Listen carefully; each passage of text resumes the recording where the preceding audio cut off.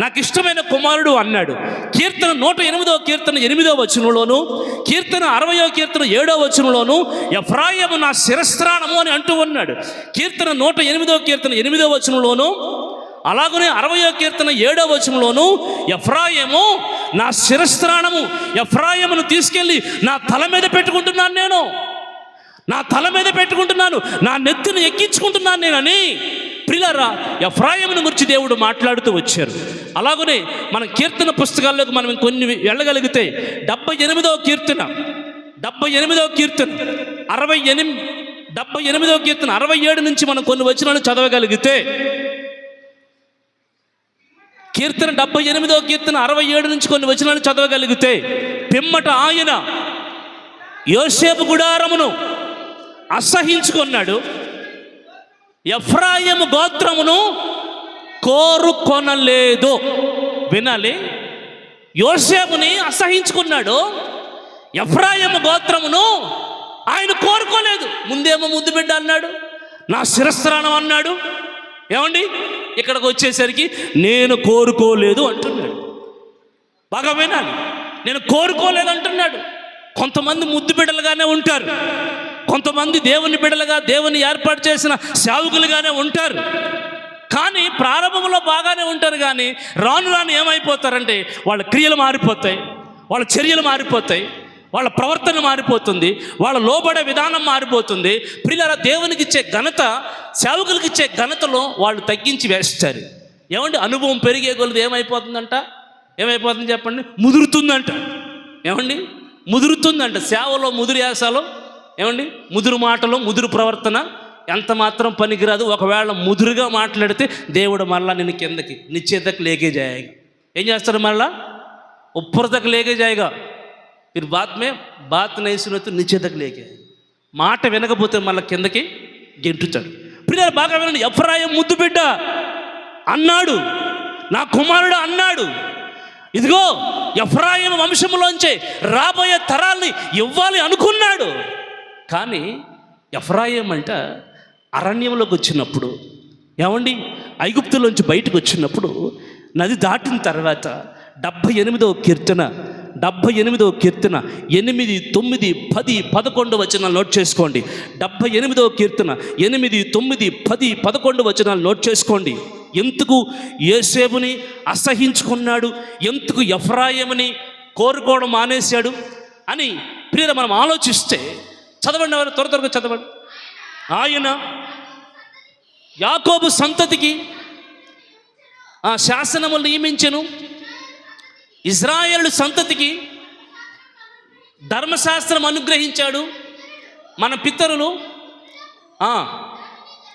తెలపవల్లని వారికి ఆజ్ఞాపించను.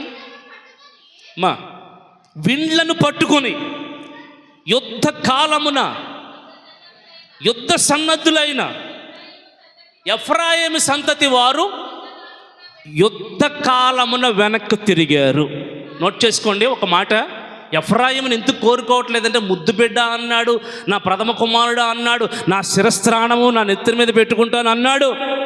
కానీ ఎఫ్రాయిమీలు యుద్ధము చేయవలసి వచ్చినప్పుడు ఏమైపోయారు చెప్పండి? సేవ చేయవలసి వచ్చినప్పుడు ఏం చేయపోయారు చెప్పండి? వెనక్కు తిరిగారు. తమ పిలుపుని నిలబెట్టుకోవాల్సి వచ్చినప్పుడు ఏమైపోయారు చెప్పండి? వాళ్ళు వెనక్కి తిరిగారు. మనలో కూడా కొంతమంది ఉంటారు, నేను సేవ చేసేస్తానండి, అలా చేస్తాను, ఇలా చేస్తాను అని అంటూ ఉంటారు. అంతే, సరిగ్గా నువ్వు చేయవలసి వచ్చినప్పుడు ఏమైపోతావు? ఎఫ్రాయిము వెనక్కి తిరిగిపోయినట్టుగా. ఎఫ్రాయిము విండ్లు యుద్ధానికి సంబంధించిన బాణాలు ధరించాడు. అయినను యుద్ధ కాలమున యుద్ధ సమయమున ఎఫ్రాయిము యుద్ధములోకి వెళ్ళి దేవుని పక్షంగా నిలబడి యుద్ధం చేయవలసింది పోయి ఏమైపోయాడు తెలుసా? వెనుతిరిగిపోయాడు. ప్రియులారు, ఏమండి, ఈ రోజున చాలామంది పిలువబడిన వారు ఉన్నా, పిలువబడిన వారు కూడా వెనక్కి తిరిగిపోతున్నారు. సరైన సమయంలో, దేవునికి ఉపయోగపడవలసిన సమయం, దేవునికి ప్రియులారా ఉపయోగపడి దేవుని పక్షంగా నిలబడి యుద్ధం చేయవలసిన సమయంలో ఎఫ్రాయిము వెనక్కి వెళ్ళిపోయాడంట. ఎఫ్రాయిములు వెనక్కి వెళ్ళిపోయారంట. అందుకే యుద్ధ సమయంలో వెనక్కి వెళ్ళిపోయారు. రెండో పాయింట్ ఏంటంటే అక్కడే ఉంటుంది, వారు దేవుని నిబంధన గైకొనలేదు. మూడో పాయింట్ ఏంటంటే వారు దేవుని ధర్మశాస్త్రాన్ని అనుసరించలేదు. నాలుగో పాయింట్ ఏంటంటే దేవుని ఆశ్చర్య క్రియల్ని మర్చిపోయారు. 4 పాయింట్లు ఎఫ్రాయిము సంతానంలో ఉంది. యుద్ధ సమయంలో వెనక్కి తిరిగిపోయారు. యుద్ధ సమయమున ప్రియులారా వారు వెనుతిరిగిపోయారు. నిబంధన గైకొనవలసిన విషయంలో నిబంధన పక్కన పెట్టారు. ధర్మశాస్త్రాన్ని అనుసరించలేదు. ఆశ్చర్యక్రియ ఎన్ని చేసినా వారి పట్ల వారు మర్చిపోయారు. అంటే ప్రియులారా, 1 వెనుతిరిగిపోయే అనుభవం, 2 ఏమండి గైకొనలేదు అంటే అజ్ఞాన అవిధేయత సంబంధం, 3వది అనుసరించలేదు అంటే విధేయత లేని అనుభవం, 4వది ప్రియులారా కృతజ్ఞత లేని అనుభవం. ఎఫ్రాయిముని ఎందుకు గెంటాడు? ఎఫ్రాయిముని ఎందుకు కోరుకోలేదు? ఎఫ్రాయిముని ఎందుకు పక్కన పెట్టాడంటే ఈ 4 గుణాలు ఎఫ్రాయిములో ఉన్నాయి.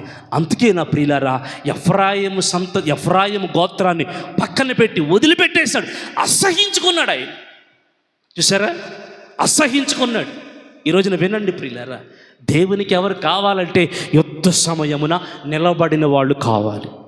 యేసు ప్రభు యుద్ధం చేస్తుంటే ఆ యుద్ధములో వెనకాల ఉన్నవారు, పిలువబడిన వారు, ఏర్పరచబడిన వారు ఏమండి నమ్మకమైన వారై ఉన్నారు. మరి రాత్రి పగటి వేళ ఓ దైవజనుడా, దేవుని కొరకు యుద్ధ సమయంలో నిలబడగలుగుతున్నావా? ఓ దైవజనురాలా, దేవుని కొరకు యుద్ధము చేయవలసి వచ్చినప్పుడు యుద్ధం చేస్తున్నావా? లేకపోతే శుభ్రంగా మంచి మంచం మీకు రెస్ట్ తీసుకుంటున్నావా? చెప్పండి. మనం చేయవలసి వచ్చినప్పుడే చెయ్యాలి. మనకిచ్చినప్పుడే పని, తర్వాత పని ఉండదండి. మా ప్రాంతంలో ప్రియులరా ఎప్పుడో జనవరిలో ప్రారంభించాం. ఇంకా మీటింగులు పెడుతూనే చేస్తూనే ఉన్న అందరూ అడుగు, ఎందుకయ్యా ఇన్ని మీటింగ్ వరుస పెట్టేస్తున్నారు అని అడుగుతుంటే జూన్ మొదట్లో వర్షాలు ప్రారంభమవుతున్నాయి. అయ్యా వర్షాలు అయితే మనం అందరం ఎక్కడ కూర్చోవాలి? మందిరాల్లోనే ఉండాలి, బయటికి వెళ్ళడానికి ఉండలేదు. సమయం వచ్చినప్పుడు దేవుని పని చేయగలిగిన వాడవే నిజమైన దైవజనుడు, నిజమైన దైవజనురాలు, నిజమైన సేవకుడు, నిజమైన విశ్వాసమే, నిజమైన పరిచారకుడు. నీకు సమయం ఉన్నప్పుడే, నీకు నియమించబడిన సమయం నువ్వు చేయగలిగితేనే నీ పనికి, నీ పిలుపుకి, నీ ప్రత్యేకతకి ప్రియులరా అది నిజమైన సాధనంగా మారుతుంది. అందుకే ఎఫ్రాయిమును వదిలిపెట్టేసంట ఎవరిని కోరుకున్నాడంట? 78వ కీర్తన 67వ వచనం, యోసేపు గుడారాన్ని అసహించుకున్నాడు, ఎఫ్రాయిము గోత్రమును కోరుకోలేదు. చూడండి ఎక్కడికి వచ్చాడు? యోధా గోత్రమును తాను ప్రేమించిన సియోను పర్వతానికి ఆయనను కోరుకోవడం మొదలు పెట్టాడు. కొట్టని గట్టిగా చప్పట్లో. ఇప్పుడు ప్రియులారా, ఆయన ఎఫ్రాయిమును ముందు కోరుకుందాం అనుకున్నాడు. ఎఫ్రాయిము వెనక్కి తిరిగేసరికి ఇప్పుడు ఎఫ్రాయిము గోత్రాన్ని పక్కన పెట్టి నీ సేవ నాకు అవసరం లేదు, పా యాసే హటో అన్నాడు. అంతే. నీ పరిచర్య నాకు అవసరం లేదు, నీ సేవ నాకు అవసరంలే. నేను ఎవరిని కోరుకుంటున్నాను తెలుసా? నేను యోధా గోత్రాన్ని కోరుకుంటున్నాను. భలే ఉంటుందని ఆ మాట మీరు చదువుకోగలిగితే. ఒకరిని అసహించుకుని, ఒక గోత్రాన్ని అసహించుకుని ఒక గోత్రాన్ని కోరుకుంటున్నాడు దేవుడు. అందుకే తనకిష్టమైన వారిని తనతో ఉండినట్లు పిలుచుకునే దేవుడు. ఆమేన్. తనకిష్టమైన వారిని పిలుచుకుంటాడు దేవుడు. తనకిష్టమైన వారిని పిలుచుకుంటాడు. యోధా గోత్రాన్ని కోరుకున్నాడంట. పిల్లరా, యోధా గోత్రాన్ని కోరుకుని ఏం చేస్తున్నాడంటే యోధా గోత్రాన్ని సియోనును కోరుకున్నట్లుగా యోధా గోత్రాన్ని కోరుకున్నాడు. సియోను పర్వతాన్ని కోరుకున్నాడంట. ప్రియులరా, యెరూషలేములో ఎన్నో పర్వతాలు ఉన్నాయి, కానీ ఆయన నివసించిన పర్వతం ఏది? సియోను పర్వతం.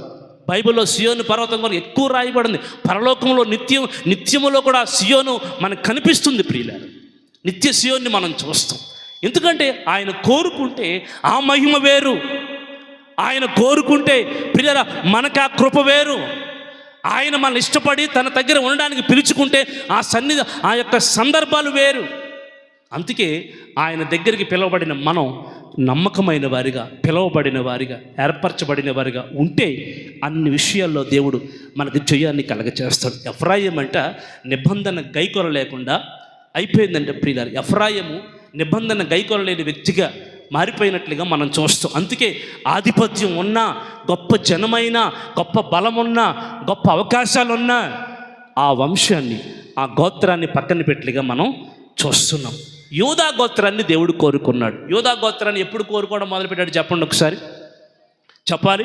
యూదా గోత్రాన్ని ఎప్పుడు కోరుకున్నాడంటే యూదా గోత్రములో దావీదుని, చెప్పండి కిందకి వెళ్ళి చదివితే మనం ఏం చదివాం, కొంచెం కిందకి వెళ్ళి చదవండి అక్కడే.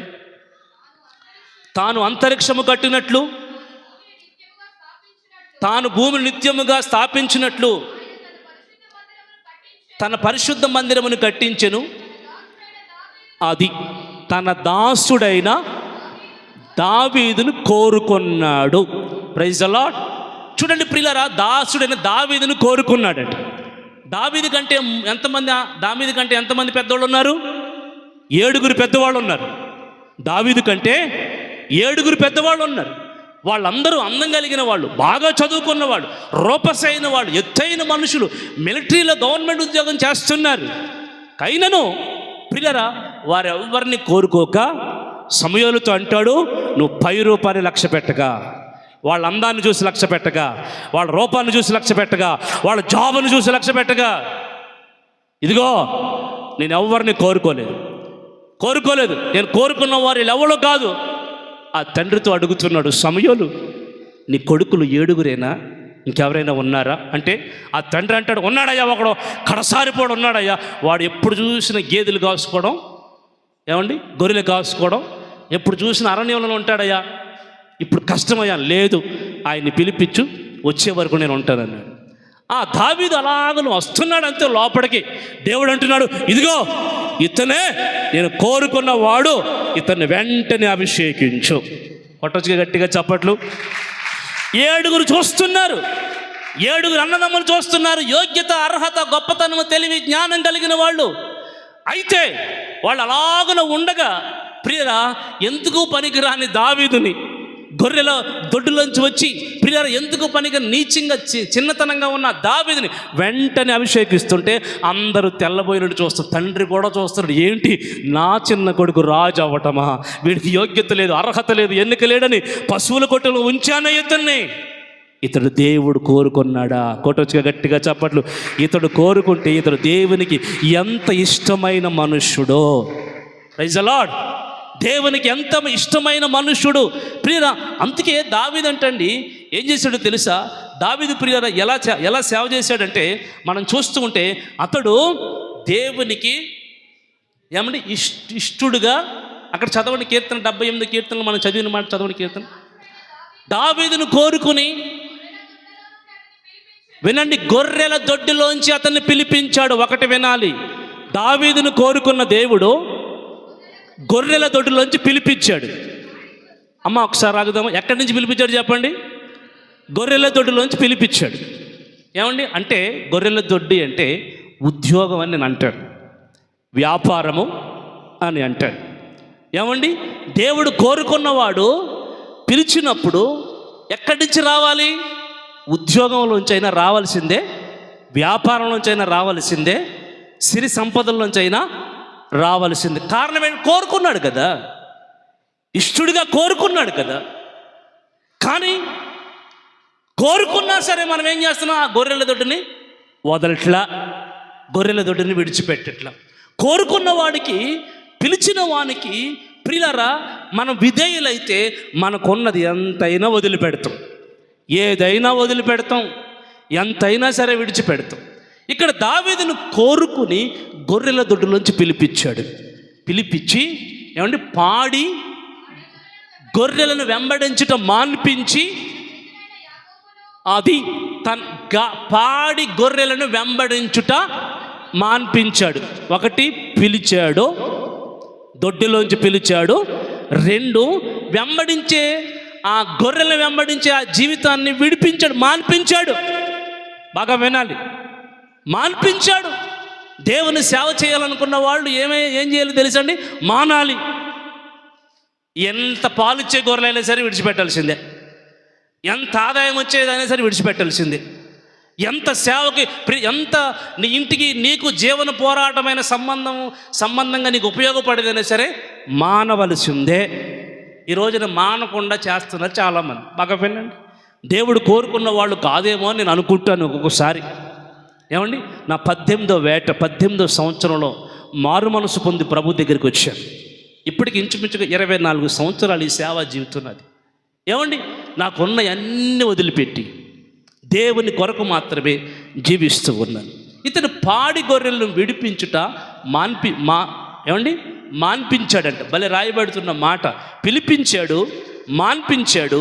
ఇప్పుడు తన గొర్రెల్ని కాయటానికి, ఇజ్రాయేల్ని తన స్వాస్థ్యాన్ని కాయటానికి సింహాసనాన్ని ఎక్కించి, అంటే కోరుకున్న పని, ఏర్పాటు చేసుకున్న పని దగ్గరికి దావీదును పంపాడు. ఈ రోజున ప్రియులారా, ఆ దావీదు అంటండి యథార్థ హృదయుడై, చెప్పాలి, యథార్థ హృదయుడే పరిపాలన చేశాడు. పిలుపు ఉన్న మనం దేవుడి దగ్గరికి రావాలి, అన్నిటిని వదలాలి, తర్వాత మనకు ఏర్పాటు చేసిన దానిలో నిలబడిన తర్వాత దాన్ని యథార్థంగా, చాలా యథార్థంగా, దేవుని పరిచర్య అంటే యథార్థంగా చేయవలసిందే. ఇందులో మోసం ఉండకూడదు, కపటం ఉండకూడదు, ద్వేషం ఉండకూడదు, పగ ఉండకూడదు, స్వార్థంగా చేయకూడదండి. ప్రియులారా, ఇక్కడ విశ్వాసులైనా, దేవుని పిల్లలైనా, సేవకులైనా సరే దేవుని సేవ చేసేటప్పుడు యథార్థ హృదయంతో చెయ్యాలి, యథార్థమైన మనసుతో చెయ్యాలి. ఇంత కూడా లోపంగా ఉండకూడదని, ఇంత కూడా లోపం రాకూడదండి నా ప్రియులారా. అందుకే దావీదు ప్రియులారా దేవునికి ఇష్టానుసారమైన మనుషుడిగా మార్చబడ్డాడు, యథార్థ హృదయ పరిపాలించాడు. దావీదు మరొక గుణం ఏంటంటే కార్యముల యందు నేర్పరి అయ్యాడు. ఏమయ్యాడు చెప్పండి? దావీదు ఏమయ్యాడు? కార్యముల యందు నేర్పరి అయ్యాడు. ఈ సేవ కూడా బాగా వినండి. ఏదో నువ్వు అనుకుంటే నీకు వచ్చేయదు, నువ్వు చదువుకుంటే నీకు వచ్చేయదు ప్రియులారా, నువ్వు తలంచుకుంటే నువ్వు చేసేయలేవు. ఈ సేవ ఎప్పుడు కూడా ఎలా వస్తుందో తెలుసా? ఒక యేసు ప్రభుని వెంబడించిన 12 మంది యేసు ప్రభు తర్వాత సేవకులు అయ్యారు. వినాలి, తర్వాత సేవకులు అయ్యారు. ఆ 12 మందిని వెంబడించిన శిష్యులు వారి తర్వాత సేవకులు అయ్యారు, వారి తర్వాత తరం సేవకులు అయ్యింది. అలాగున్న తరతరాలు ప్రియులారా ఒక దైవజనుని కింద పనిచేసి, ఒక సేవకుని కింద పనిచేసి, సేవ చేసి, ఆ దైవజనుడు చెప్పిన ప్రతి మాటకి విధేయులై లోబడితే తర్వాత వాళ్ళు ఏమవుతారు? సేవకులు అవుతారు. ఈ లోపు ఏమవుతుంది? కార్యములలో నేర్పరితనం. నిన్న కాక మొన్న బైబిల్ నేర్చుకుని బాప్తిసం పొందుకుని ఏ అనుభవం లేకుండా బైబిల్ పట్టుకుని ఫీల్డ్లోకి వెళుతూ ఉంటే సేవ చేస్తానని తిరిగితే ఏది నీకు నేర్పరితనం? ఎవరి దగ్గర నేర్చుకున్నావు? ఎవరి దగ్గర శిష్యరికం చేసావు? ఎంతకాలం చేసావు? నేర్పరితనం లేకుండా నువ్వు బయటికి వెళితే ఏమవుతుందో తెలుసా ప్రియులారా? నువ్వు ఓడిపోతావు, గెలవలేవు, నెగ్గలేవు. ఎందుకంటే దావీదు నేర్పరితనంగా దేవుడు తన పనిని జరిగించడానికి దావీదుకి గొప్ప అనుభవాన్ని కలగచేశాడు. పౌలు అందుకే అంటాడు, నేను నేర్పరి అయిన శిల్పకారుని వలె పునాది వేశాను. 1 కొరింథీ 3:10 అంటాడు, నేను నేర్పరి అయిన శిల్పకారుని వలె పునాదిని వేశాను అంటాడు. సంఘములో ప్రియులారా దైవజనులైన మనం నేర్పరితనాన్ని సంపాదించాలి, పరిచారకులమైన మనం నేర్పరితనం సంపాదించాలి. నేను ఒక 10 సంవత్సరాలు మొదటి ప్రభువుని నమ్మిన తర్వాత 10 సంవత్సరాలు ఒక దైవజనుడి కింద పనిచేశాను. ఎన్నో చోట్ల నేను సేవకు వెళ్ళాను, ఎన్నో చోట్ల నా ప్రియుల కొన్ని వందల మీటింగులో పరిచయం చేసిన వాడిని. తర్వాత మరొక 13 సంవత్సరాలు ఒక మంచి దైవజనుడి నాయకత్వంలో నడిపించబడ్డాను. బాగా వినండి, మంచి దైవజనుడి నాయకత్వంలో నడిపించబడ్డాను. ఇంచుమించుగా 23 సంవత్సరాలు నా జీవితంలో శిష్యరికమే ఉంది. చెప్పండి, ఏముంది చెప్పండి? శిష్యరికమే ఉంది. ఈ మధ్యకాలంలోనే ప్రియులారా దైవజనులు ప్రసన్న బాబాన్న గారి పరిచయం అయిన తర్వాత, ఆంధ్రే అన్నగారి పరిచయం అయిన తర్వాత ప్రియులారా దేవుడు ఎందుకో మమ్మల్ని ప్రేరేపించి మాట్లాడి ప్రియులారా దేవుని పరిచర్య ఈ ఒక సహవాసంగా కొనసాగాలని ఒక తీర్మానానికి వచ్చి సేవకుల సహవాస కూడిక అని ఒకటి ఏర్పాటు చేయడం జరిగింది. 2 తెలుగు రాష్ట్రాల్లో, ఆంధ్ర తెలంగాణలో ఈ సహవాస కూడికల్లో ఉన్న సేవకులు ఉన్నారు. అందుకే ప్రియులారా ఒకసారి సేవకుల కూడిక ఆంధ్రాలో జరుగుతుంది, ఒకసారి సేవకుల కూడిక తెలంగాణ జరుగుతుంది, ఒకసారి మరొక ప్రాంతంలో జరుగుతుంది. ఎందుకు ఈ మాట చెప్తున్నానంటే అనుభవజ్ఞులైన దైవజనులు, అనుభవంతో కూడుకుని ఎన్నో సంవత్సరాలు సేవానుభవం కలిగిన దైవజనులు పునాదుల మీద కట్టబడితే, ఆ పునాదులు నేర్చుకుంటే, ఆ సేవా అనుభవాలు నేర్చుకుంటే మీరు రేపు రాబోయే తరాలకు నమ్మకమైన పరిచారకులుగా మార్చబడతారు. నేర్పరితనం కలిగిన దేవుని సేవ మీ చేతుల్లో నా దేవుడు దయచేయునుగాక. కొట్టొచ్చుగా గట్టిగా చప్పట్లు. అందుకే నా ప్రియులారా మీరు వినండి, ఇక్కడ మీకు ఏ ఆత్మీయ తండ్రిని మీకు గురిగా ఉంచాడో ఆ ఆత్మీయ తండ్రిని మీరు గురిగా పెట్టుకుని నడవాలి. ఏ దైవజనుని మీకు మాదిరిగా ఉంచాడో ఆ దైవజనుని కింద దేవుడు పిలుపు నెరవేరేంత వరకు ఉండాల్సిందే. ఎంతకాలం ఉండాలి? చెప్పండి. మోషే చనిపోయిన తర్వాత యెహోషువ దైవజనుడు అయ్యాడు. ముందు అయిపోయాడా? ఏమండి? అంటే అంతకాలం ఉంది. యెహోషువ అంతకాలం శిష్యరికం చేశాడు. ఏలియా చనిపోయిన తర్వాత ఎలీషా దైవజనుడు అయ్యాడు. ఈ రోజున శిష్యరికం లేదండి.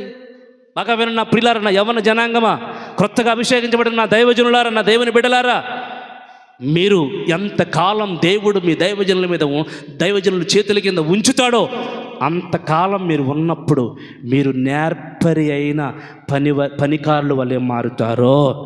ఆమేన్. అందుకే ఈ రోజున ప్రియులారా, ఎవరికి వారమే సొంత ప్రయత్నాలు చేయకూడదు. మనకంటే నేర్పరితనం కలిగిన అనుభవం కలిగిన వాళ్ళని అనుసరిస్తూ మన సేవా విధానంలో కొనసాగాలి. అందుకే నా ప్రియులారా, దావీదు నేర్పరి అయి, ఎలాగండి? నేర్పరి అయి. దావీదు గురించి కొన్ని మాటలు ఇంకా రాయబడి ఉంటాయి. చూడండి, అపోస్తుల కార్యాల గ్రంథం 13వ అధ్యాయం 21-22. అపోస్తుల కార్యాల గ్రంథం 13వ అధ్యాయం 21-22. ఆ తరువాత వారు రాజు కావాలనని కోరగా దేవుడు బెన్యామీను గోత్రికుని సౌలును రాజుగా ఏర్పాటు చేశాడు. తర్వాత అతనిని తొలగించి సౌలును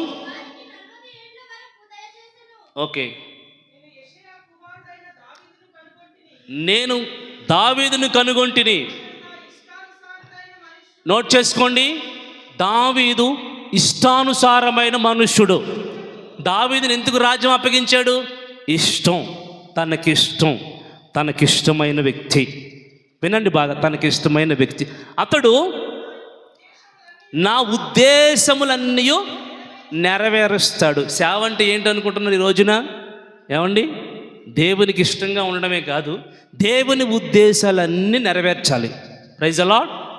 ఏం చేయాలి చెప్పండి? దేవుని ఉద్దేశములన్నీ నెరవేర్చాలి. సేవ అంటే అది. ప్రియరా, ఒక సిస్టర్ అయినా, ఒక బ్రదర్ అయినా, ఒక ఫ్యామిలీ పాస్టర్ అయినా, ఒక ఫ్యామిలీ కుటుంబం అయినా సరే, ఎందుకు పిలువబడుతున్నాం ఈ రోజున? దేవుని ఉద్దేశాలు ఉన్నాయి. నీ ఉద్దేశం కాదు దేవుని ఉద్దేశం, నీ ఇష్టం కాదు దేవుని ఇష్టం, నీ పిలుపు కాదు దేవుని పిలుపు, నీ ఏర్పాటు కాదు దేవుని ఏర్పాటు. ప్రతిదీ దేవుడు. ఆమేన్. దేవునికి ఇష్టమైనట్టుగా ప్రియులారా, దేవుని సన్నిధిలో అతడు దేవుని ఉద్దేశాలన్నీ నెరవేర్చాడంట. 36వ వచనంలో దావీదు దేవుని సంకల్పము చొప్పున తన తరము వారికి సేవ చేసి నిద్రించి, ఇంకో మాట ఉంది కదా, చదవండి. దావీదు దేవుని సంకల్పము చొప్పున, ఎవరు సంకల్పం చొప్పున సేవ చేశాడు? ఏమండి? దేవుని సంకల్పం. గమనించవలసిన విషయం, దేవుని సంకల్పం. ప్రియులారా, సేవకులు ఎలా చెయ్యాలి సేవ? దేవుని సంకల్పం ఏంటో గ్రహించి చెయ్యాలి. ఏమండి? ఈ రోజున ఫ్యాషన్ అయిపోయిందండి. కొత్తగా టెక్నాలజీ మారిపోయిందిగా. ఇప్పుడు గూగుల్లో చూసుకుంటే చాలు, మనం ఎక్కడికి వెళ్ళాలో తెలిసిపోతుంది. ఇప్పుడు మనకి ఇష్టమైన చోట మనం వెళ్ళిపోతున్నాం, కానీ దేవునికి ఇష్టమైన చోటకి మనం వెళ్ళాలి. దేవునికి ఇష్టమైన చోట సేవ చెయ్యాలి. దేవుని సంకల్పం అంటే అది.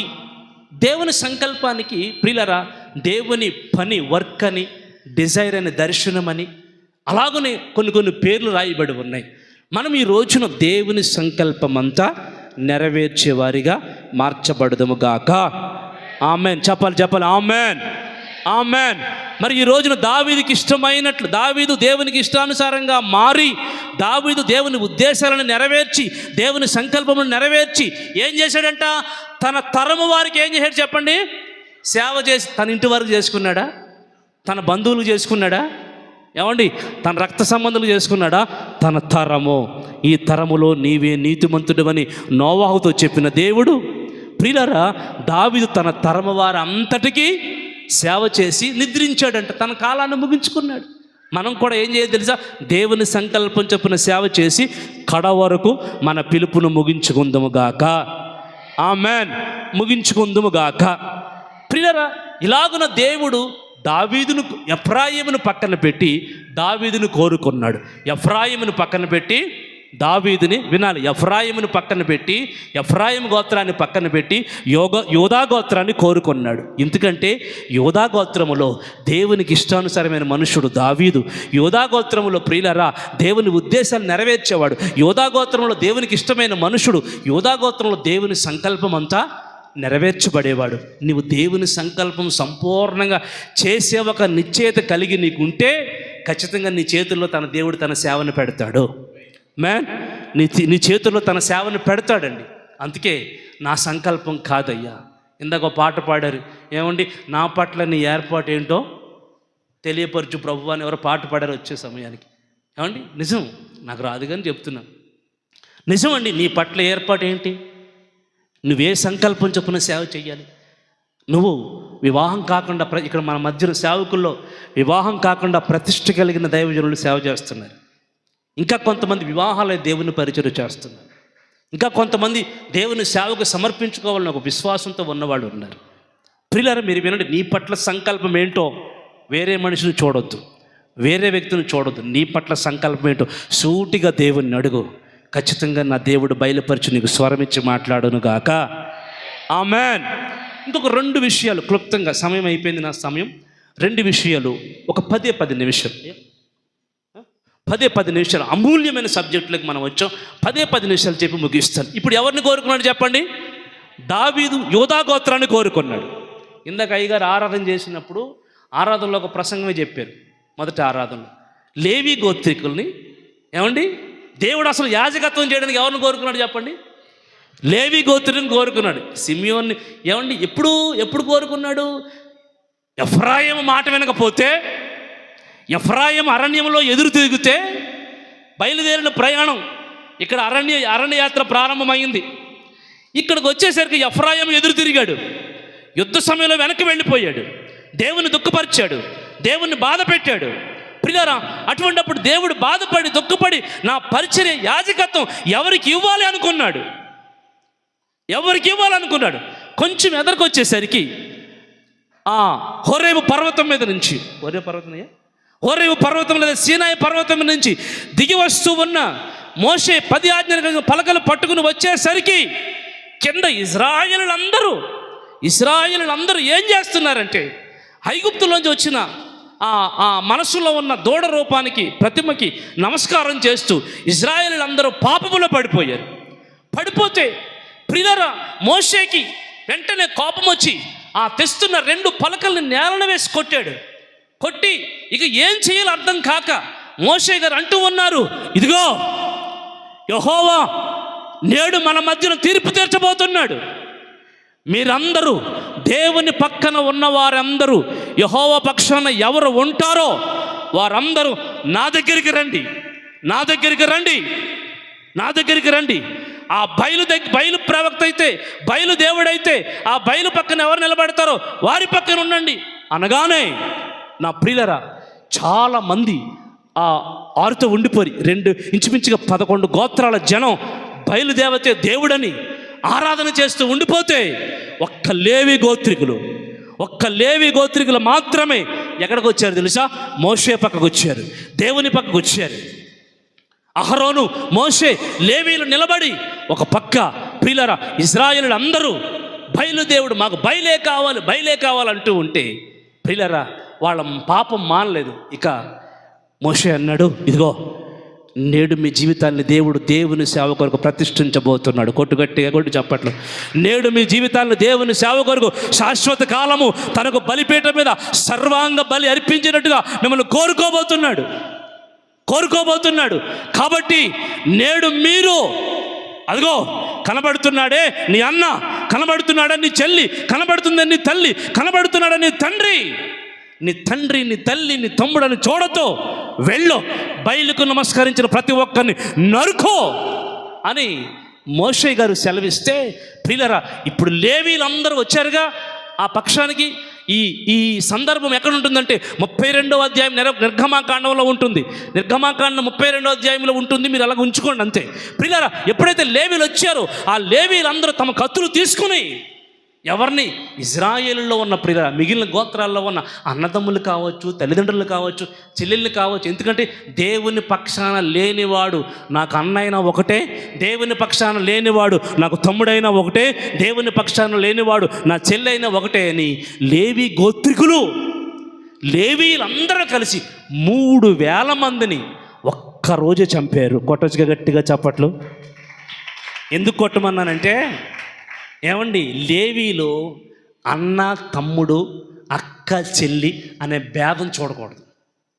ఏమండి, ఎవరో సేవ చేసేవాళ్ళు అన్న, తమ్ముడు, అక్క, చెల్లి, అమ్మ, నాన్న అని చూడకూడదు. పాపం ఎవరిలో ఉన్నా సరే వాక్యం అనే కత్తి తీసుకుని ఖండించో, వాక్యం అనే ఖడ్గం తీసుకుని అది అన్న అయినా, అక్క అయినా, తమ్ముడైనా, చెల్లైనా నరుకో. దేవుని సన్నిధిలో పాపము క్షమించబడాలి, పాపం పరిశుద్ధపరచబడాలి. పిల్లరా, లేవీలు ఉండవలసింది ఏంటో తెలుసా? త్యాగం. స్వార్థం ఉండకూడదు. దేవుడే తప్ప నాకు ఎవరు ఉండకూడదు. నా అన్న, నా చెల్లి, నా అక్క, ఎవరైనా పాపములో ఉన్నవారిని వాక్యం చేత నువ్వు ఖండించగలిగితేనే నువ్వు నిజమైన లేవీడు అవుతావు. ఏమండి, మా అక్కే కదండి, మా తమ్ముడే కదండి, మా అన్నే కదండి, మా పినతండ్రే కదండి అని లేవీయుడు అయిన నీవు స్వార్థం చూసుకున్నావా? దేవుని పక్కన నిలబడలేవు. నా 23 సంవత్సరాల సేవా జీవితం చెప్తున్నాను, వినండి. ఇప్పటి వరకు నా తండ్రిని నా వేదిక మీద నిలబెట్టల, నా తల్లిని నా వేదిక మీద నిలబెట్టల, నా తమ్ముడిని నా వేదిక మీద నిలబెట్టల. ఇంతమంది దైవజనులు వచ్చి వెళుతున్నారు. ఇప్పటి వరకు నా కుటుంబం ఎలాగుంటుందో, అంటే నా కుటుంబం అంటే సేవకురాలు, పిల్లలు కాకుండా నా వెనకాల కుటుంబం ఎలాగుంటుందో ఎవరికి తెలియదు. నా వెనకాల ఎంతోమంది దైవజనులు వచ్చారు. వాళ్ళైనా చూస్తే చెప్పొచ్చు ఎప్పుడైనా సరే. ఎందుకంటే ప్రభు దగ్గరికి వచ్చిన నీవు ఒక శ్రేష్టమైన వ్యక్తివి. అటువంటి నీవు నీ బంధువుల విషయంలో నువ్వు నరక్కపోతే, వాళ్ళని ఖండించకపోతే, వాళ్ళని పక్కన పెట్టకపోతే, వాళ్ళని నీవు దూరంగా ఉంచకపోతే ఈ ప్రతిష్ఠ కలిగిన సేవను కొనసాగినవారు వాళ్ళు. అర్థమైందా? వాళ్ళని పక్కన పెట్టకపోతే, వాళ్ళని నరక్కపోతే, వాళ్ళని చంపకపోతే ఆత్మీయంగా ఈ సేవను కొనసాగనివ్వరు. ఏమంటారు తెలియచండి? మా తమ్ముడు ఇంత సేవ చేస్తుంటే నాకు 2 మొక్కలు వేయడానికి నీకేమైందే? ఎవరిని వడ్డిచ్చావని అడుగుతుంది. ఇప్పుడు మా చెల్లి, మా అక్క అనుకుని వస్తే, మా అమ్మ బాబా అని వచ్చారనుకోండి, నా కొడుకు ఇంత సేవ చేస్తుంటే నన్ను కృషి చేయలేదు నువ్వు అంటారు. వినండి నా పిల్లరా, ఎందుకంటే ఇవన్నీ ఆత్మీయ రహస్యాలు. రాబోయే దైవజనులారా, నేర్చుకోబోయే దైవజనులారా, ఇదిగో ఉన్న దేవుని పిల్లలారా, దేవుని సన్నిధిలో దేవుని సేవ అంటే బంధుత్వ ప్రీతి ఉండకూడదు. లేవీయుల వలె నరుకో. అప్పుడు లేవీయులను దేవుడు చూశాడంట. అందుకని ద్వితీయోపదేశ కాండంలోకి వచ్చేసరికి 29వ అధ్యాయం, 29ఏనా? ద్వితీయోపదేశ కాండం 33వ అధ్యాయం 8, 9, 10, 11 వచనాలు త్వరగా చదివేయండి. లేవీని గూర్చి ఇట్లా, నేను నీ తుమ్మీము, నీ ఊరీము, నీ భక్తుని కలవు, మస్సాలో నీవు అతన్ని పరిశోధించితివి, మేరీబా నీళ్ళ వద్ద అతనితో వివాదపడితివి. అతడు నేను వారిని ఎరగనని తన తండ్రిని గూర్చి, తన తల్లిని గూర్చి అన్నారు. తన సహోదరుల్ని లక్ష్య పెట్టలేదు, తన కుమారులను కుమార్తెలను కూడా ఏమండి? కుమారులను కుమార్తెలను ఎంచలేదు. అంటే కుమార్తె, ఇది నా కొడుకు, ఇది నా కుమార్తెని ఎంచలేదు వాళ్ళు. వారు నీ వాక్యాన్ని బట్టి నీ నిబంధనను గైకొన్నారు. యాకోబునకు ధర్మశాస్త్రం బోధించడానికి వారిని నీవు ఏర్పాటు చేశావు. వారు నీకు సర్వాంగ బలులు అర్పించుదురుగాక. ఆమేన్. ఎప్పుడు సేవ వచ్చింది లేవీయులకి? తన అన్నని, తన తమ్ముణ్ణి, తన కూతుర్ని, తన బిడ్డల్ని, వీళ్ళెవరో నాకు తెలియదు, అసలు నా వారు కాదు అన్నప్పుడు మాత్రమే సేవ ఇచ్చాడు దేవుడు. అన్నప్పుడు మాత్రమే ప్రతిష్ఠ సేవ వచ్చింది. అన్నంత వరకు అది రాలేదు. అర్థమైందండి? అందుకే ఈ కొత్త నిబంధన సేవలో బంధుత్వాన్ని పక్కన పెట్టుకోవాలి మనం. అంటే ఇది ఇక్కడ ఎవరున్నారా నేను మాట్లాడతలేదు, వాక్యాన్ని మాత్రమే చెప్తున్నాను. యేసు ప్రభు నా తల్లి ఎవరు అన్నాడు ఆయన, నా సహోదరులు ఎవరు అన్నాడు ఆయన. అయ్యా నీ అన్నదమ్ములు వచ్చారయ్యా, వాళ్ళు తెలుసుకుని లోపలికి రావా, వాళ్ళకి సన్మానిద్దామంటే వాళ్ళు ఎవరు? నా తల్లి ఎవరు, నా తండ్రి ఎవరు, నా తమ్ముళ్ళు ఎవరు? వాక్యమైన మీరే నా తల్లి, నా సహోదరి అన్నాడు యేసు ప్రభు. బాగా వినండి. ఈ రోజున లేవికి ఆ ప్రతిష్ఠ ఎందుకు వెళ్ళిందంటే, వాళ్ళు మస్సాలో ప్రియులారా మేరీబా జలముల యొద్ద ఏమయ్యారో తెలుసా? దేవుని సన్నిధిలో దేవుని పక్కన నిలవబడ్డారు. కాబట్టి సర్వాంగ బలి అర్పించడానికి, దేవుని ధూప హోమాలు అర్పించడానికి దేవుడు లేవీని ఏర్పాటు చేసుకున్నాడు. బాగా వినండి, లేవీని ఏర్పాటు చేసుకున్నాడు. ఇప్పుడు అసలు పాయింట్. నేను ఇలాగే లేవీని కోసం ఒకసారి వాక్యం చెప్తుంటే పెద్ద అయ్యగారు దేవుని కోసం వాక్యం చెప్తుంటే యూట్యూబ్లో ఒక ఆయన చూస్తున్నాడు. మరి లేవీలకి దశమ భాగం ఇవ్వాలి కదా, 10వ వంతు ఇవ్వాలి కదా అయ్యగారు. లేవీ క్రమంలో అన్నీ ఇవ్వాలి మనం అని చెప్తుంటే, నేను బాగా చెప్తుంటే ఆయన ఒక కామెంట్ పెట్టాడు. ట్రైనింగ్ అవుతున్న పాస్టర్, అసిస్టెంట్ పాస్టర్, మీరు ఇంత బాగా చెప్తున్నారు కదా అయ్యగారు, లేవీలకు ఉండవలసిన యోగ్యతలు కూడా చెప్పండి అన్నాడు. అంటే ఆయన అర్థం ఏంటంటే, అప్పుడున్న లేవీలకు ఉన్న యోగ్యతలు ఇప్పుడు ఎవరికీ లేవు కదా, మరి కానుక పట్టుకెళ్ళి ప్రసన్న బాబు అన్న దశమ భాగం అని ఎలాగిస్తావు నువ్వు? నేను ఇచ్చిన నువ్వు ఎలా తీసుకుంటావు అని అతని అర్థం. కొంతమంది ఇలాగ వితర్క వాండాలు ఉంటారు. అందుకే లేవీని గూర్చిన సేవ ఏమండి, యేసు ప్రభు దాన్ని పరిపూర్ణంగా ఎంచలేదు. అంటే అది సంపూర్ణం అవ్వాల. ఇప్పుడు ఇందుకే సేవ అనేది లేవీ క్రమం ప్రియులారా ఎప్పటి వరకు నడిచిందంటే క్రొత్త నిబంధన వరకు నడిచింది. కానీ ప్రియులారా ఇప్పుడు ఈ యాజక వస్త్రాలు, ఇప్పుడు ఈ తెల్లటి వస్త్రాలు, ఈ సేవా విధానం మనకి ఎలా వచ్చింది? ఇప్పుడు ఇది పాయింట్. అప్పుడు ధర్మశాస్త్రం లేవీల గురించి చెప్పింది, దేవునికి సేవ వెళ్ళింది, అన్నీ ఓకే. ఇప్పుడు నీకు నాకు ఎలా వచ్చింది? నీవు నేను లేవీలం కాదు, నీవు నేను ఇజ్రాయేలులం కాదు, 12 గోత్రాల్లో ఉన్నవాళ్ళం కాదు ప్రియులారా. అందుకే ఎబ్రీ పుస్తకంలో ఉన్న గ్రంథకర్త రాశాడు, పౌలు గారు రాశారు. ఏమనంటే ఎబ్రీ పుస్తకం 7వ అధ్యాయం 11 నుంచి మనం కొన్ని వచనాలు అక్కడ చదువుకోవాలి. ఆ లేవీలు యాజకులై ఉండగా ప్రజలకు ధర్మశాస్త్రం ఇయ్యబడెను గనుక ఆ యాజకుల వలన సంపూర్ణ సిద్ధి కలిగిన ఎడల, వినండి, అహరోను క్రమములో చేరిన వాడు చెప్పబడని మెల్కీషెదెకు క్రమము చొప్పున వేరొక యాజకుడు రావలసిన అవసరం ఏమిటి?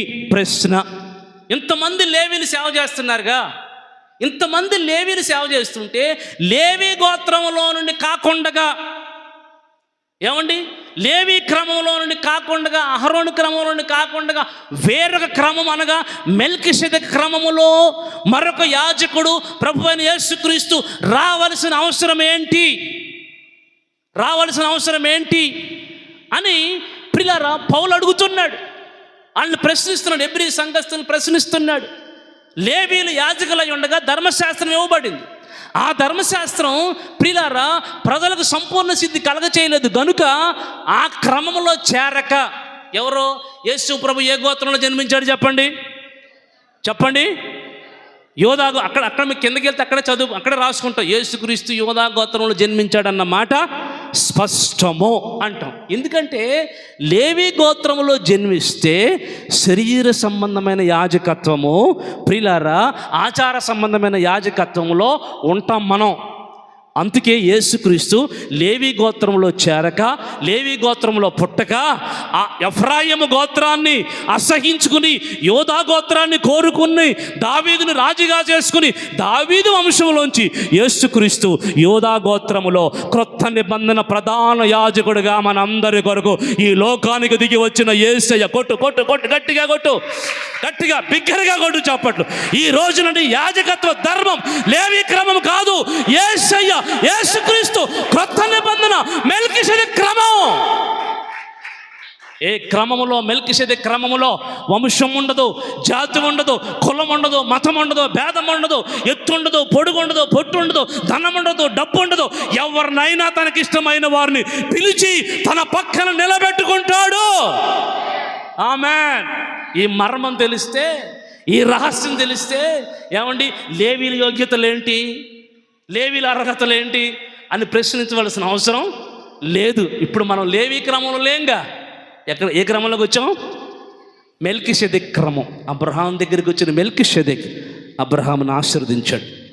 మెల్కీసెదెకు అంటే ఎవరు? చెప్పండి, మెల్కీసెదెకు అంటే ఎవరు? ఆదికాండం 14:18 మీరు చూసుకోండి, అంతే చూసుకోండి. షాలేము రాజు అయిన మెల్కీసెదెకు రొట్టెను ద్రాక్షారసాన్ని తీసుకొచ్చాడు. ఏమండి అబ్రహాం శుభ్రంగా రొట్టె ద్రాక్షారసం తీసుకుని ఏమండి తనకు 10వ వంతు ఇచ్చాడు. ఎంత ఇచ్చాడు? ఇచ్చాడా లేదా? ఇచ్చాడు కదా. ఇప్పుడు 110వ కీర్తన 110వ వచనం 4వ వచనం కలిపి చదువుకోవాలి. 110వ కీర్తన 1వ వచనం 4వ వచనం, ప్రభువు నా ప్రభువుతో సెలవిచ్చిన వాక్కు, నీవు మెల్కీసెదెకు క్రమము చొప్పున నిరంతరము యాజకుడివై ఉండబోతున్నావు. ఆమేన్. ఏమండి తీసుకున్నారా? ప్రభువు, ఒక ప్రభువుని గురించి చెప్తున్నా. నా ప్రభువు, రెండో ప్రభువు గురించి చెప్తున్నా. ఏమండి మూడో ప్రభు మెల్కీసెదెకు. పరలోకంలో 3 ఉన్నారు. మీరు బాగా చదువుకోండి. పరలోకంలో 3. ప్రభు యేసుక్రీస్తు నా ప్రభు. ఏమండి ప్రభు అంటే తండ్రి, నా ప్రభు అంటే యేసుక్రీస్తు, మెల్కీసెదెకు అంటే పరిశుద్ధాత్ముడు. 3 పరలోకంలో ఉన్నారు. ఇప్పుడు ఏమండి అయ్యగారు ఒకసారి చిన్న మనిషి అయ్యా, ఇప్పుడు పరలోకం ఇదే సింహాసనం. ఇప్పుడు దావీదు ఇక్కడ నిలబడ్డాడు. వినాలి, దావీదు ఇక్కడ నిలబడ్డాడు. దావీదు చూస్తున్నాడు, నేను ప్రభువుని. నేనేమంటున్నానంటే దావీదు ప్రభుత్వం అనగా యేసు ప్రభుత్వం అంటున్నాను. వినాలి, యేసు ప్రభుత్వం అంటున్నాను. మీరు మెల్కీసెదెకు క్రమం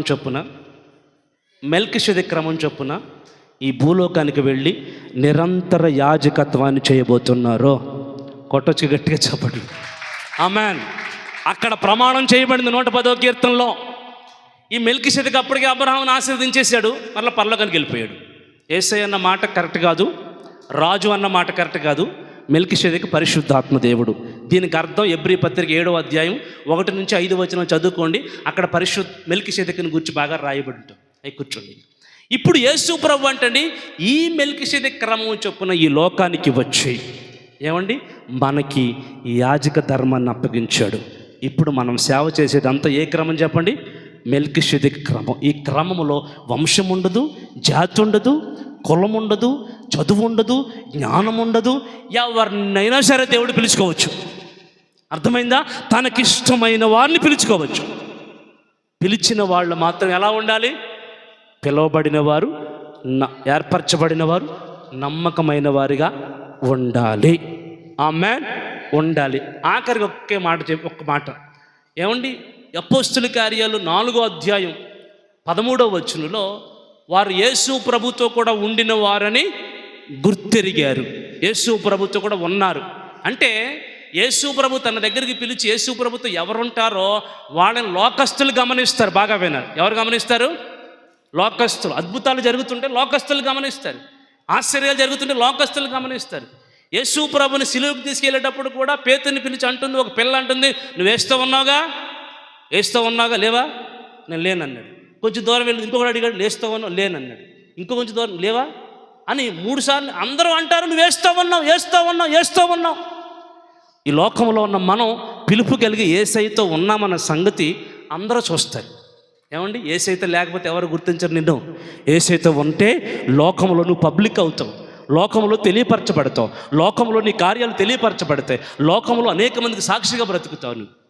ఏమండి, అప్పుడు వారు విద్య లేని పామరులు అంటారు. ఇక్కడ మన మధ్యన ఈ దైవజనుడు ఒక ఇజ్రాయేలయ్య గారు ఉన్నారు. ఒక సాక్ష్యం చెప్తున్నాను చిన్నదిగా. ఇజ్రాయేలయ్య గారు ఉన్నారు దైవజనుడు. ఈయన చదువుకోలేదండి, 4వ తరగతి 3వ తరగతి చదువుకున్నాడు. అక్షరం కూడా రాదంటాడు. చిన్నప్పుడు రాత్రి బళ్ళు చెప్పేటప్పుడు అక్షర దీక్ష అని ఆ బళ్ళు చదువుకున్నారు. వినండి, చదువుకుంటే సౌదీ అరేబియా దేశంలో ఈయన పని నిమిత్తం, ఉద్యోగం నిమిత్తం వెళ్ళినప్పుడు, పెయింటింగ్ పని నిమిత్తం వెళ్ళినప్పుడు అక్కడ దేవుడు మాట్లాడారు. ఇంచుమించుగా 35 సంవత్సరాల క్రితం జరిగిన సంబంధం చెప్తున్నాను. ఇప్పటికి పిల్లలు లేకపోతే 10 సంవత్సరాలు పిల్లలు లేకపోతే ప్రార్థన చేస్తే, అయ్యా నాకు పిల్లలు ఇస్తే నేను సేవ చేస్తాను అంటే దేవుడు ఎన్నో దర్శనాలతో మాట్లాడుతూ వచ్చారు. తర్వాత ఇండియా వచ్చినప్పుడు దేవుడు ఆమె గర్భాన్ని తెరిచాడు, ఒక బిడ్డనిచ్చాడు. ఇక నేను ఎక్కడికి వెళ్ళని సేవ చేస్తానయ్యా అని తీర్మానం చేసుకుని అప్పటి నుంచి సాక్షిగా బ్రతుకుతున్నాడు. ఈయన ఎందుకు మీ దగ్గర నిలబెట్టానంటే, యేసు ప్రభుతో ఉన్నవాళ్ళు విద్య లేని పామరులైనా సరే గొప్ప సేవ చేస్తారు. ఇప్పుడు పాలకొల్లు పరిసర ప్రాంతాల్లో ఘనమైన సేవ చేస్తూ అనేక వందల ఆత్మలు రక్షించి, ఏమండి 2-3 చోట్ల పరిచర్య చేస్తూ, పిల్లల చదువు లేదండి ఇక్కడ ఈయన ద్వారా ఎన్నో అద్భుతాలు జరుగుతాయి. 40 రోజులు ఉపవాసాలు ఉంటారు. ఉపవాసం ఉన్నప్పుడు బయటికి కూడా రాడు, ఫోన్ కూడా ఎత్తరు. ఒకప్పుడు ఉపవాసం ఉన్నప్పుడు ఈయన చనిపోతారని అందరూ అనుకున్నారు. చనిపోతారనుకున్న మనిషి ఎలా బ్రతికాడని మేము చూడడానికి వెళితే ఇలాగ అయిపోయాడు ఆయన. 23 సంవత్సరాల క్రితం విషయం చెప్తున్నాను. ఇలాగ అయిపోయాడు. ఏమండి, దేవునితో ఉండడం నేర్చుకుంటే చదువు అవసరం లేదు, విద్య అవసరం లేదు, జ్ఞానం అవసరం లేదు. విద్య లేని పామరుల్ని దేవుడు నిలబెట్టుకుని వాడుకుంటున్నాడు. అందుకే ఈ లోకం నిన్ను గుర్తిస్తుంది దేవునితో ఉన్నవారు అని. ఆయనతో ఉన్నవారు పిలుపు కలిగిన వారు, ఏర్పాటు కలిగిన వారు గనుక ఆయనకి ఇష్టమైన వారిని మాత్రమే పిలుచుకొని ఈ నూతన నిబంధన యాజకత్వాన్ని నీకు అప్పగిస్తున్నాడు. గట్టిగా చప్పట్లు కొట్టి, మరి నీ జీవితం ఏదైనా సరే ఈ ఉపదేశాన్ని బట్టి, ఈ వాక్యాన్ని బట్టి దేవుడు నీకు అర్థమయ్యే రీతిలో నీ జీవితాన్ని సరిచేసి ఆయన పిలుపులో నిలబెట్టునుగాక.